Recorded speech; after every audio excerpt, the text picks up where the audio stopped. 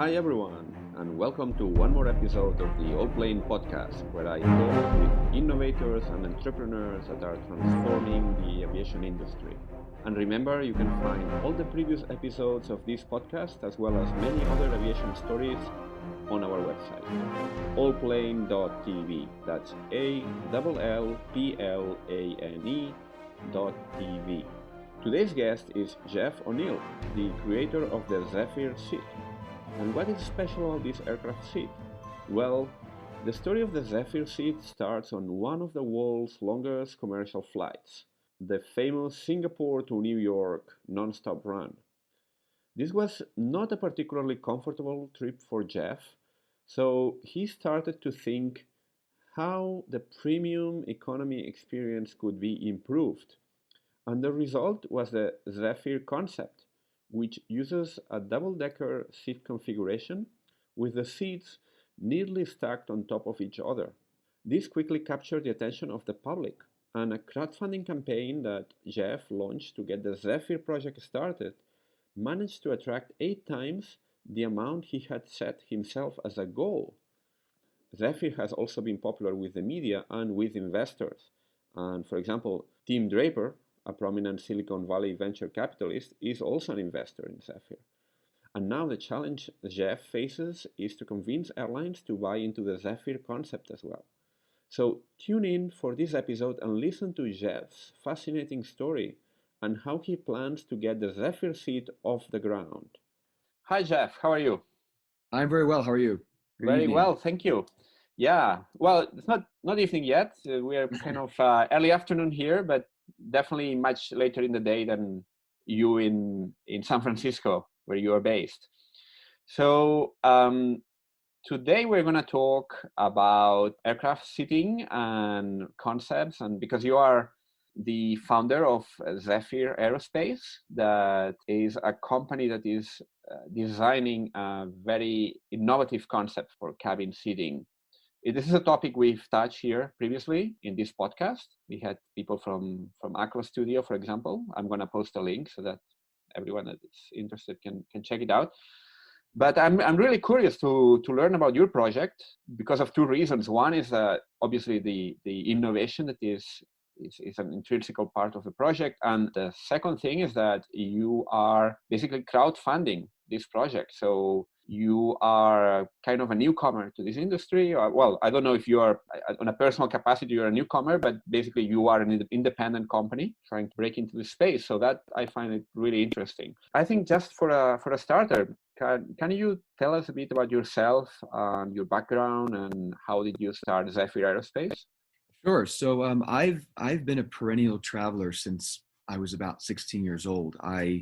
It actually started with an obsession for miles and points, believe it or not. And I'm still one of the many large miles and points collectors. And so I like to optimize things where I can access business and first class experiences for less money. So very early on, I was actually working with the U.S. Department of State. So I lived in Asia, Southeast Asia, and also down in Brazil for about 5 years. I started a business there, and we worked on a marketplace for miles and points.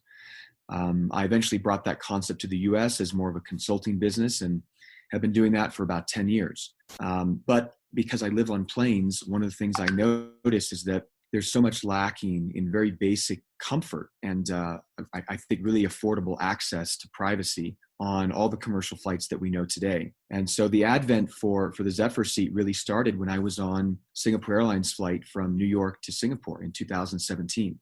I didn't have the ability to upgrade to business class, and they only offered premium economy class. So I was on the Singapore Airlines flight, and about 4 hours into the flight, I kept asking myself, what am I going to do for the next 14 hours? And I tried to get comfortable. I spent 5 hours trying to find a way for my body to be physically comfortable. And it was impossible. I could not do it. I couldn't fall asleep.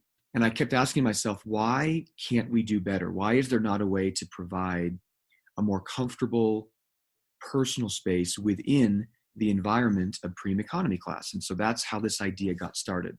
Because if I had this problem as a customer, as a traveler, there were many others who probably had the same problem. So I brought this concept into the industry from the outside. I don't have a background in seat design or seat engineering or even really aerospace as a whole. But everything around aerospace in terms of servicing and optimization around accessing business and first class products, I became an expert with. So this was an extension of my passion, but also very much trying to solve a problem. And as it turns out, it was a problem that basically every single traveler in the world has experienced or will experience sometime in the future when they travel again.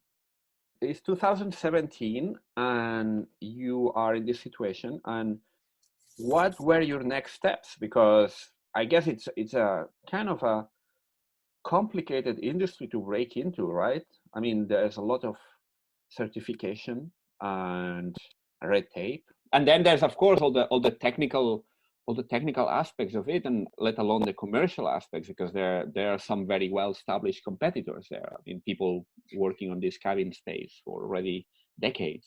Yes. So what I did was really quite funny on the plane, but I usually carry a lot of random things with me, and I had a tape measure inside of my carry-on bag on the plane. So about halfway through the flight, I got up and I started using the tape measure to measure different dimensions of the seat, spaces between the window and the aisle, the overhead bin space and the floor, the width of the seat, the length of the seat, the pitch, everything. And I wrote down these measurements, and I took them to a cabin design concept firm, which at the time was only a few people. And I said, here's what I want to do. I want to find a way to spatially redesign the seats that are currently on the plane now. I was flying, at the time, I believe it was an Airbus 350. How can we provide lie flat seats in the same physical environment? So all I was doing was just basically redesigning the real estate footprint. And this was sort of an evolutionary concept that really started with a bunch of renderings that I put together and ultimately walked around the Hamburg show, the Aircraft Interiors Expo in 2018.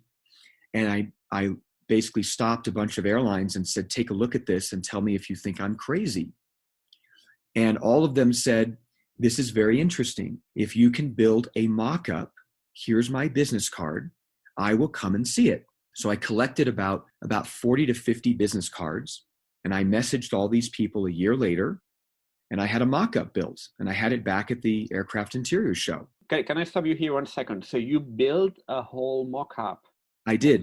And you brought it all the way to Hamburg physically. I did. I had a sponsor who gave me some space on the booth. Okay. And I had a mock-up built in Paris.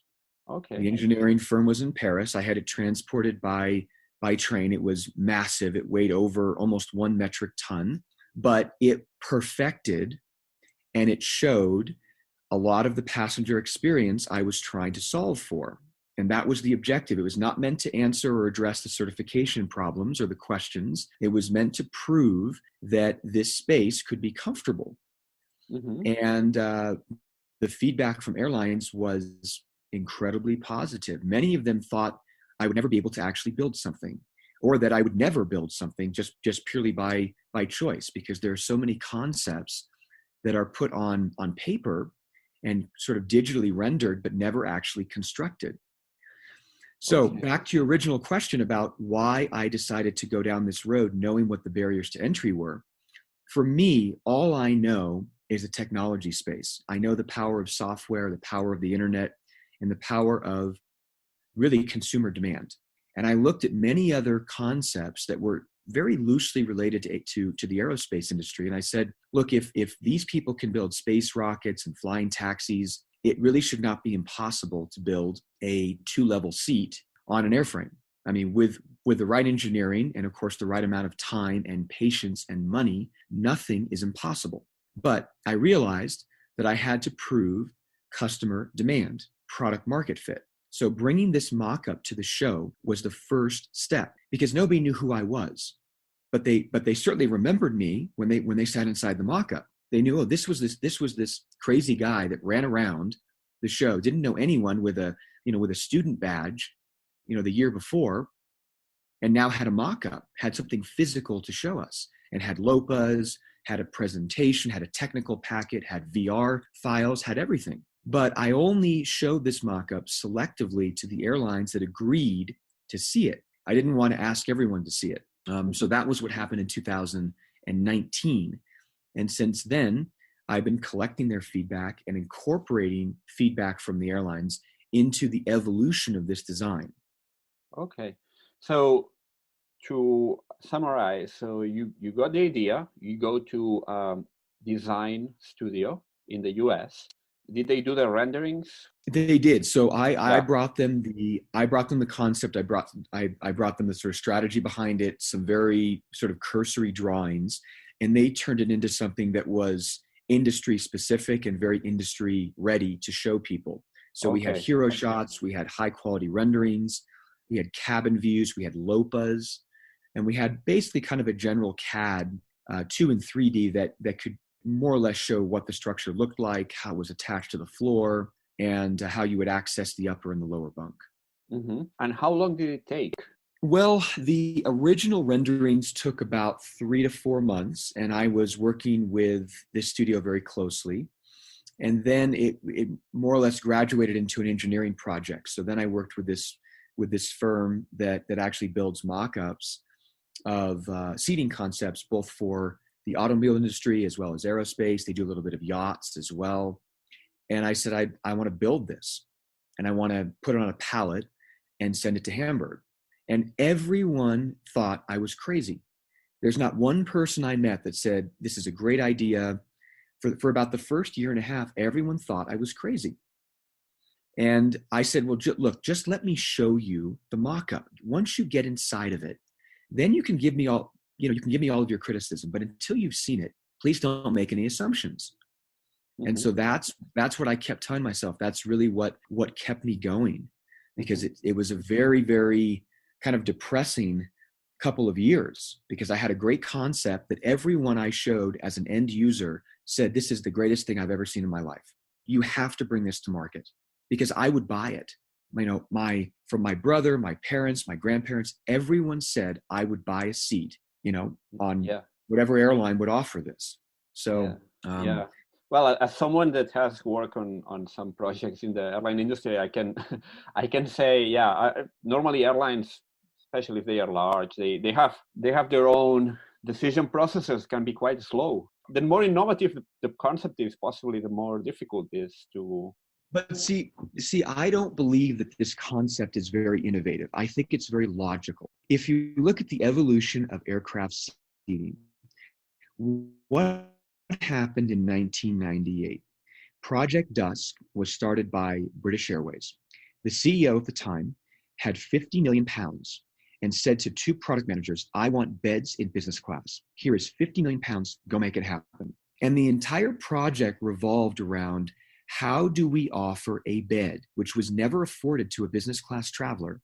How do we make that affordable and accessible in the business class cabin? They invented what is the modern day bed in business class. They created the standard for the industry. And first class has had to become a little bit irrelevant over the years, because it was always difficult to differentiate the experience. What could you offer that really separated a business class customer from a first class customer? All I'm trying to do is take a similar strategy from that playbook and say, given the demand of premium economy class over the past 10 years, and how much margin, how much revenue airlines can make from it, it's one of the most lucrative parts of the real estate on the plane. How do we make that better? So we're just bringing down benefits that already exist in other cabins of service and making them more financially accessible. That's all this is. It's basically democratizing access to sleep. And every other mode of transport offers this: trains, rail, coaches, even military. Commercial aviation has always been an outlier. And if you look at the year 1970 and 1980, Pan Am and TWA and Eastern Airlines, flying was completely different. These amenities were offered to everyone, even in economy class. So I'm trying to bring a piece of that back in a very incremental way, and saying to airlines very simply, if you already have demand for premium economy class, all I'm doing is swapping in a better product no loss of seat density, and you can eventually charge more money. Because when you can offer privacy and a lie flat space, that is worth more to your travelers. They're going to pay you more money. They're not going to pay you as much money for 6 inches of legroom. That just makes no sense to me. Yeah, I would like to go back later to the commercial aspects of it. But first of all, what can you tell us about the design itself? I mean, for someone that hasn't seen it, I'm going to post some links and some images, renderings of this concept, but how would you describe it to someone that might be listening now but hasn't seen it? So the Zephyr seat is very simply what is traditionally a business class product that offers the ability to sit upright and to lie flat in the same piece of real estate with aisle access and complete privacy. It's oriented in a double-decker fashion, which means it resembles what you would find on a train or a long-distance coach or bus. And all it offers is essentially the ability for travelers on very long-distance flights to be afforded complete privacy, space from other travelers, access to an aisle, and the ability to sleep. Above all else, this product is ideal for sleeping because that's really what most people are doing on a 15-hour flight, or that's really what their physical bodies would like them to do. And I've seen some renderings. There was, for example, an article on CNN that depicted it with a sort of double-decker configuration, people at 2 different levels. Is this the only configuration, or there's also a one-level option? I mean, what are the different options that an airline would have to install this in the cabin? And what sort of trade-offs you would have? Because obviously the space is at a premium. So I guess if you are allowing people to enjoy more space, you are compromising in some other way, I guess. Well, okay, let me go back to your original question. So the renderings of which are actually photos from the CNN article are renderings made from the physical mock-up that was built. There's also a video in that link that shows me giving a demonstration of the physical mock-up that was built.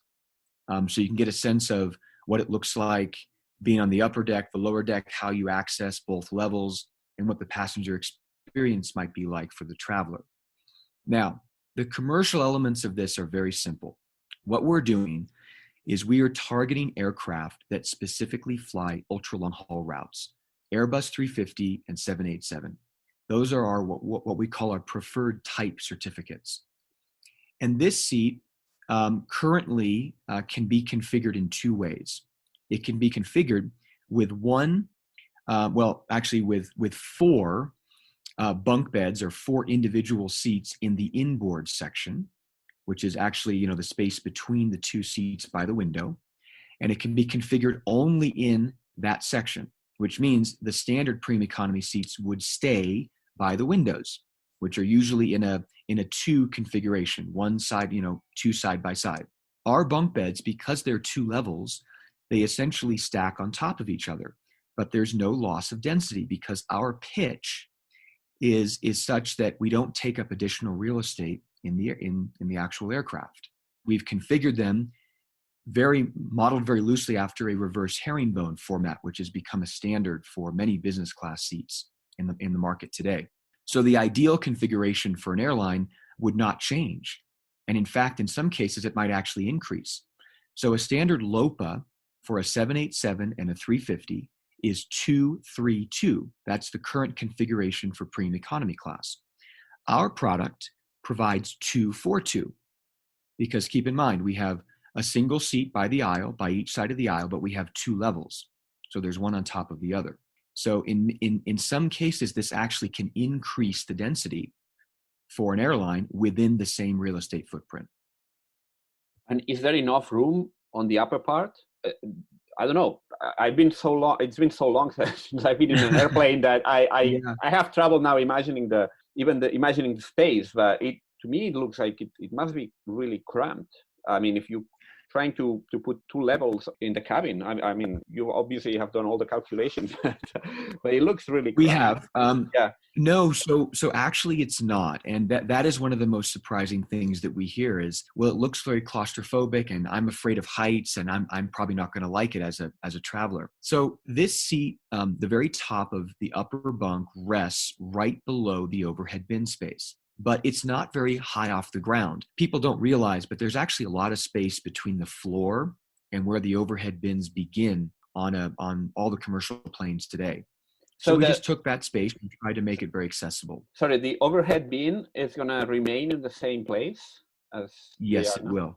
Okay. It will not be operable because it will obviously restrict some of the space from the upper bunk, but they will remain intact just because it's easier from a design standpoint, but also more familiar for travelers when they get on the plane. What about all the safety regulations? Does it have a chance to be certified?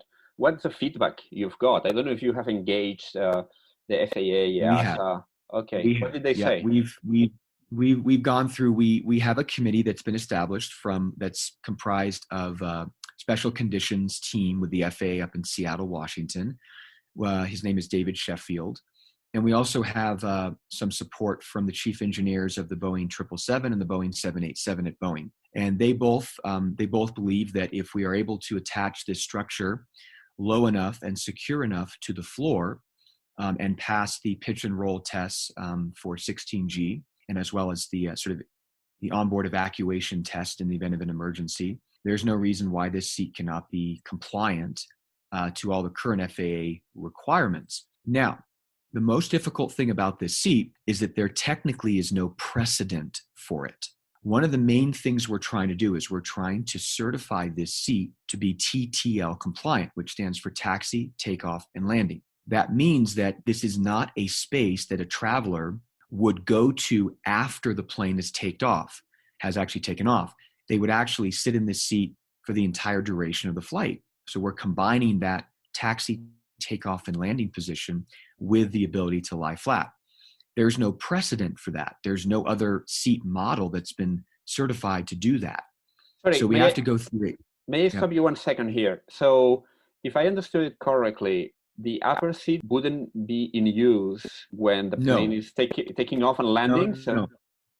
No. Both these seats are both in use the entire flight. So when you board the plane, you are in the lower bunk or the upper bunk, and that's where you sit for taxi, takeoff, in flight, and also the landing. Yeah. Uh-huh.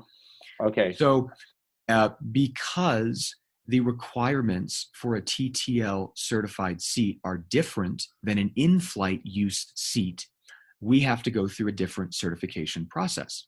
Now, last week, Airbus configured an Airbus 330 flying hospital with 2 levels of hospital beds. And this is actually flying right now. So there is precedent that this can be certified. We are going through the process with the relevant authorities, but we are also waiting for some support from an airline to contribute to product development with us. We'd like them to help co-author and co-apply for the certification. Because if we certify this individually ourselves, the cost is very, very high, and we're not even sure that airlines will ultimately purchase it. So right now we're trying to work on the business model as well as the willingness to pay factor from passengers, and simultaneously working through the certification challenges. So we are currently getting some simulated testing done for the major requirements. And a lot of that can be done virtually through different kind of computer methods. And once those results come back, we will know the problem areas, and that might actually have us retweak the original design and modify the engineering of the seat. But we're waiting for those results to come back. Those will be about 2 or 3 months from now. And how is it that no airline at the moment offers something like this? Because it might look like in an environment like an aircraft cabin where the space is so valuable. There must have been people looking at all sorts of possible combinations, ways to optimize space, and no one has so far offered this as a serially produced option. What could be the reason that so far it hasn't been adopted? Well, I don't know the exact answer to that, but I can give you some ideas I think that I have around that topic. So a number of airlines have thought about offering bunk beds or separate sleeping spaces for economy class travelers. Airbus had a cabin bunk bed concept, which they rendered, which was supposed to be outfitted down in the cargo area of Airbus aircraft. Yes. That Yeah. project never took off. Yeah. There's really no business model for that. Actually, I can refer to an article, and sorry for the self-promotion here, but I wrote an article about cabin concepts about 3 or 4 years ago, and I was surprised to see that there were quite a few of these kind of outlandish ideas out there for cabin concepts that they were never really adopted, and they all look great, and I guess they all made sense from a technological point of view. It seems that it's really hard to make the industry adopt these very new ideas. It is, and I think this is where a lot of ideas in the industry struggle, is that they all come from inside the industry. They don't come from outside. But many innovations that are in use today, like the overhead bin, that was invented by someone that came from outside the industry. So there are many ideas that can be looked at and interpreted differently. But I think airlines are programmed to only seek feedback from inside the community which they know. And we've looked at different options where we could provide bunk beds only in flight, but it didn't make sense from a passenger experience standpoint, and also from a cabin crew standpoint, because now they would have to be kind of glorified hotel front desk agents, checking people in and out by the hour to different spaces to sleep. And Air New Zealand has a couple concepts. They have a Sky Nest, they have a Sky Couch. Yeah, but true. Yeah. These don't make sense to travelers. I mean, travelers want to board the plane and get into their own space right away. They don't want to leave, have to sleep by the hour, then be woken up, go back to their miserable seat. People want to do everything in the same space. And that's what we're trying to offer. Now, I can imagine that many design companies, as well as manufacturing companies in this industry, are just very risk averse. They don't want or need to take risks because they already have existing customers who are buying things from them right now. So there's no reason for them to stop and think about what the future can look like. Some people choose to do that, and those that do go down a road like myself where things are very challenging and there's a lot of rejection. There's a lot of people that say it can't be done. But with the right team, the right optimistic thinking, the right mindset, and the right, I think, observation about what the modern traveler will need, and now, due to this pandemic, what they are going to demand. This is for the first time ever, airlines do not have a choice to wait. They have to deliver a differentiated experience or product. Otherwise, no one's going to fly with them. Pre-pandemic, there was so much demand, airlines didn't need to offer anything really differentiated. But now, passengers want and will need something very, very different. And this is very much in line with what that different experience or product will look like. It may not be the perfect product. I'm not saying that this is going to be exactly the future, but the future is going to look very similar to this, something very similar to Zephyr Seat. And you are targeting, you said Airbus A350 and the Boeing 787, right? On premium economy, right? Correct. So that would be the sweet spot for Correct. your product. And what would be the economic financial case for the airline? Are you expecting them to be able to charge more for those seats compared to a traditional premium economy configuration? What's the message that you tell the airlines when you go to see them and speak with them? Well, the main message is this, is premium economy class has grown 470% in passenger demand in the past 10 years. It was launched right after the economic recession of 2008, and over, I believe, 75 airlines in the world offer premium economy class product today. It is the highest margin or the most lucrative per square foot of real estate on the plane for airlines right now. So the margin that they're getting is the highest of any other class of service, including first class, on the plane today. So The airlines already know that it's profitable. Now, here's where the difficult part comes in. Right now, premium economy class offers no privacy, no ability to sleep, no ability to even be in an angled lie flat lounge position. Not one product offers that. So passengers have to ask themselves, what am I really getting for paying on average 100% more than my economy class ticket? What are you giving me that's very differentiated? And the true answer is not a whole lot, not from a hardware standpoint. From a software standpoint, you get better service, maybe upgraded meals, one extra checked bag. Most don't even offer lounge access. So it's very minimal. And travelers are asking themselves, how much am I really willing to pay for an additional 6 inches of legroom? Because that's all you get. Nothing more and nothing less. Mm-hmm. So our business model is to convince airlines that 6 inches of legroom is not a sustainable business model to continue to ask 100% more in price from travelers in the future.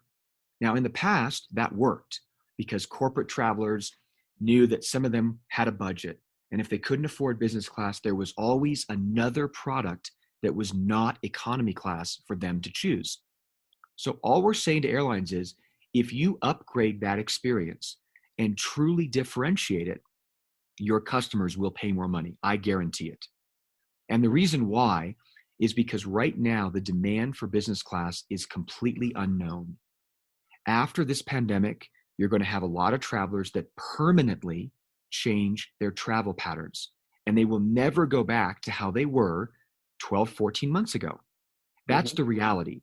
Now, the reality might be very different in terms of the actual numbers, but a large number of travelers are just never going to be able to afford business class. And what airlines are going to have to charge for it in order to recoup the money that they need to make is going to be out of bounds for a lot of people. So this is meant to be a halfway point. This is not a business class product. This is an economy class sleeper.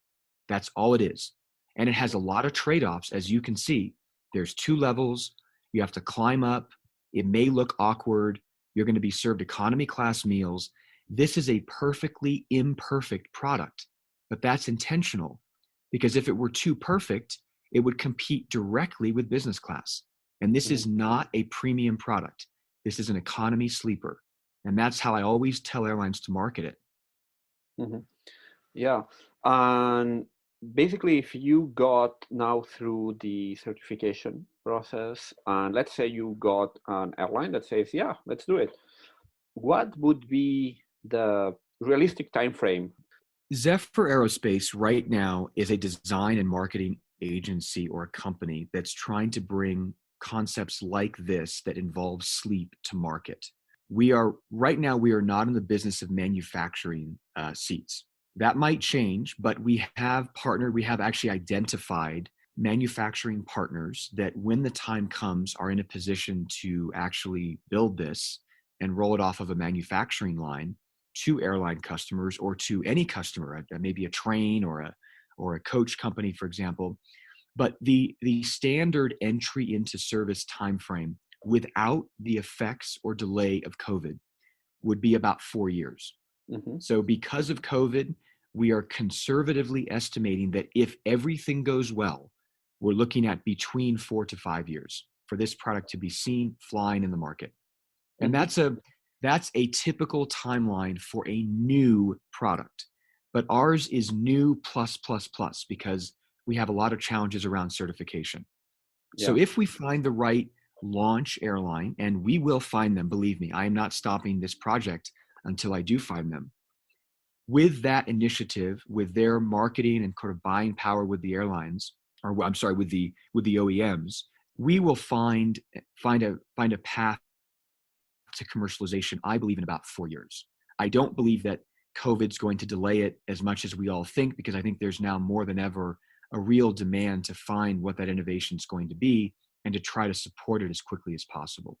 Let's talk about another aspect of your project that I found really interesting, is that you crowdfunded it, right? So you launched a crowdfunding initiative and you managed to gather about $800,000. something like that. And I guess that what helped you finance all these mock-ups, all this development work, certification, etc. That's exactly correct. So as I said, I'm trying to think of new ways to bring this concept to market. And because everyone told me very early on, well, there's no demand for this. People don't care. Customers don't care. I said, no, you're completely wrong. I care about this, and I'm a traveler. So I said, I'm going to try something different. Instead of marketing this concept inside the industry, I want to know what real people think about it, what real customers, people who are going to buy it, have to say to airlines. And so I launched this campaign. It's never been done before. And we created a campaign during the pandemic. And I said, look, it's not the best time, but your needs as travelers are going to change. Here's a concept that I think could work. What do you think? And if you agree with me, help me raise a little bit of money so I can go to airlines, and my meetings with them will be easier to obtain. And they'll also be easier to get through my entire business proposition, so they'll begin to take it more seriously and see the value. Mm-hmm. And that's exactly what happened. Was we actually raised more than that, but on that particular platform, we raised about $800,000, and the maximum we can raise legally is $1 million. So mm-hmm. I think we did pretty well. We had over 2,500 people who not only told me, I like your idea, but here is some money, and go out and make it happen. You reached the goal and you went beyond that goal.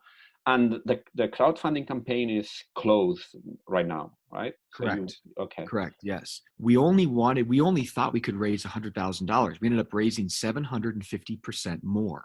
Wow, that's impressive. And I get emails. I get about 100 emails a month, seriously, of people mm-hmm. telling me, you have to make this product happen. You mm-hmm. cannot stop. You cannot let the airlines break you down or say it's not possible, because I want to fly this product if it actually existed. Mm-hmm. And so I just keep using that as momentum to keep going. But it's also very useful data, because when airlines tell me that their customers don't want this, I can say, well, in fact, they do. And not only do they want it, but they've already given me money to tell you that they want it. Mm-hmm. So, the conversation is far different. This is not a concept. This is something that's been vetted with a product market fit and reasonable customer demand. And so we have to take that and package that and incorporate those funds into product development in order to bring this product to market. And how did you get the word out? How did all these many people find you and find your campaign?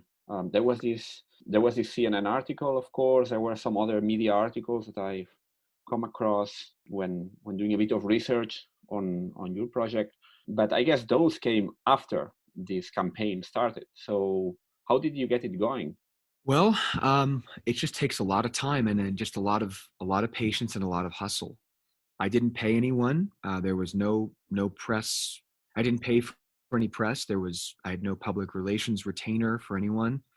I did it all myself. And I mean, I had some help kind of crafting what the ads would look like, but we created a bunch of videos. We made them Facebook friendly, so people could understand very quickly what the value proposition was. And we tried to get them excited about thinking in the future when they wanted to travel again. And that was very hard to do right when the pandemic happened and when a lot of lockdowns around the world became the new normal.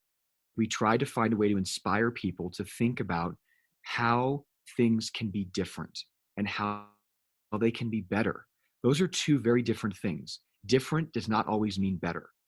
And we started with one single goal, is that our objective is to make sleep affordable in any mode of transport. And that's exactly what this project is trying to do. And there are a number of people who don't fly, they're afraid of flying, so they can see this existing in different modes of transport. And that's kind of the goal as well, is to expand this beyond commercial aerospace. But it really just takes persistence. I mean, you just have to keep going and just really believe that what this can do can fundamentally change an entire industry. And that's what I'm hoping to do with this. Yeah, that's definitely very, very inspirational. I guess, I mean, I can see how you are absolutely passionate about this project, and I'm sure if you go to the airlines with this, this conviction and conveying this idea so clearly and with that proof of market behind you, that's definitely something that they must be taking into account. So let's see. I mean, it would be exciting to see some innovation in the cabin and some completely new things. Thank you so much, Jeff. It's been great learning about your project. I don't know if there's something else that you would like to tell the audience. Where can they find about this project, by the way? Do you have a website where they can check We it do. out? We are building out a new website, but for now you can just visit Zephyr, ZEPHYR SEAT.com. That shows all the details of our last campaign with all the collateral and visuals and videos of what we're trying to create. We'll have a new website next month, and we'll have some more content to share publicly. We have been granted the patents for this design. That happened about a month ago, so we do have something very unique in the industry, and we're hoping to continue this project. I will not give up. I promise everyone who's listening to this, I will not give up no matter what until this is proven to be 110% impossible. Because there's always a 10% where things can change. Mm-hmm. So I'll keep going until this project no longer seems feasible, or until it's actually installed on an aircraft, which will hopefully not be too much longer. Mm-hmm. Well, looking forward to seeing it, and definitely will keep an eye on the progress you make, because I think, that would be really exciting to see these new concepts on board aircraft. So thank you so much, Jeff. It's been great having you today here on the show. Thank you very much. Thank you to your listeners, and thank you to you for your time as well. Before you go, and if you like this podcast, a quick reminder that it would be absolutely great if you could please give it a rating on Apple, Spotify, or whichever platform you're using, or recommend it to a friend or whomever might be interested. Thank you very much, and see you soon.